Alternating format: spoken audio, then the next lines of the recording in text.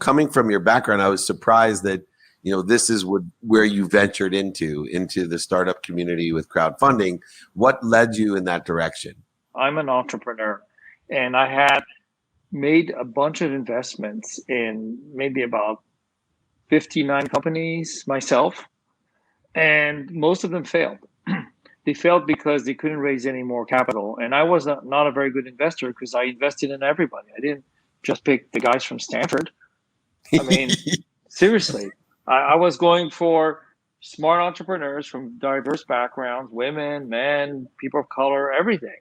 As an investor, this is not working. I'm going to go and find a way to fix it. And for those who may or may not know how the world of investment and securities work, it's very complex.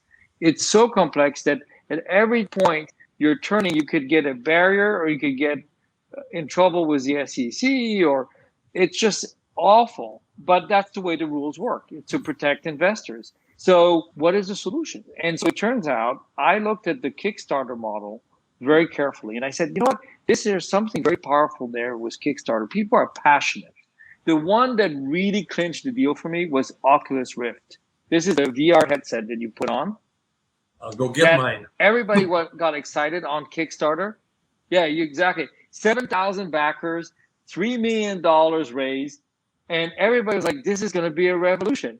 Talk a little bit about how StartEngine works. People go to StartEngine, they take a credit card, and they put $1,000 on an average, and they own shares in the company. We have over 120 companies on our website, and we've raised over 300 million for companies, and it's growing extremely fast. Last year, we raised as much money raised in the last 4 years. I mean, it's crazy.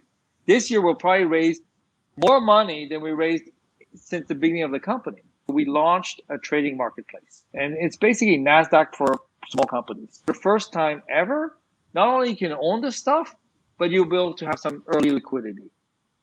And we call this stuff mini-IPOs. How's the regulatory side of being able to control, a small entrepreneur from manipulating the market?